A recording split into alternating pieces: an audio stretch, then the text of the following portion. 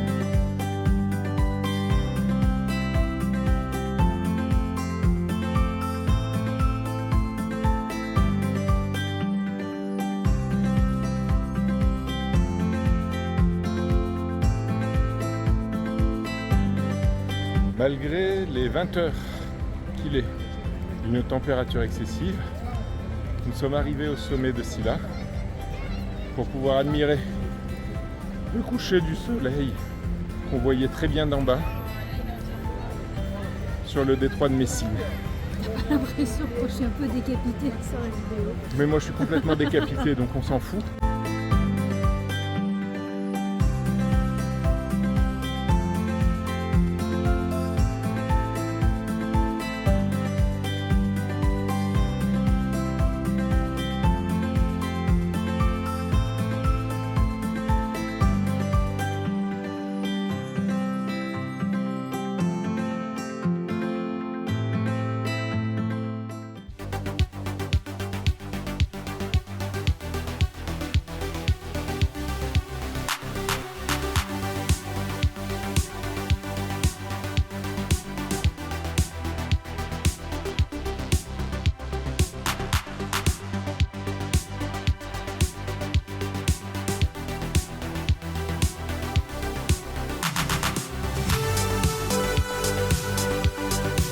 Les bateaux traditionnels de Silla pour la pêche à l'espadon, où la personne se met carrément au bout pour harponner l'espadon. Et le pilote se trouve tout en haut.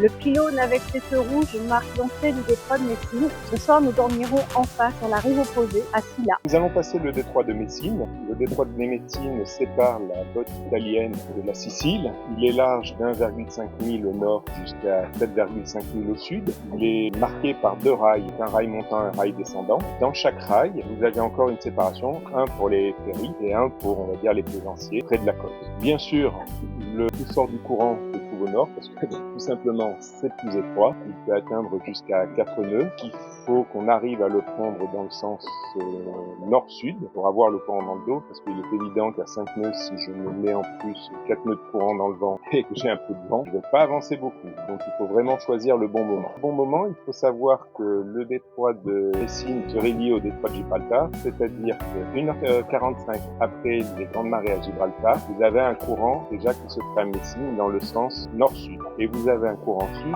qui se crée 4h30 après la haute marée à Gibraltar. Autre chose aussi qui crée ce courant, c'est la mer Tyrrhénienne, comme à l'heure actuelle au nord de la Sicile, qui est plus chaude et moins salée que la mer Ionienne. Cette différence de densité va créer un courant en surface qui va être sud-nord, à 30 mètres de fond, il va être nord-sud. Donc, il se crée des tourbillons.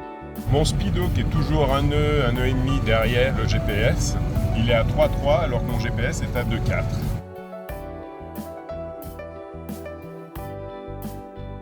Incroyable ce détroit de Messine. Voici mon cap, voici le pylône et la terre sur le détroit de Messine. Et voilà ma route.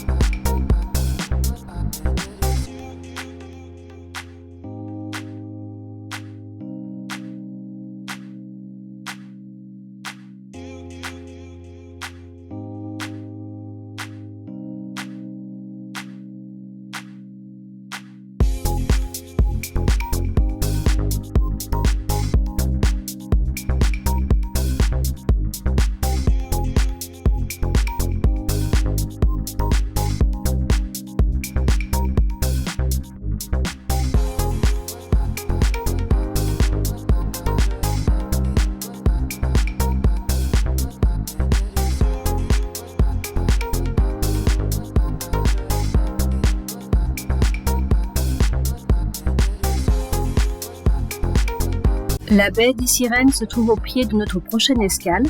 Rendez-vous la semaine prochaine à Taormine.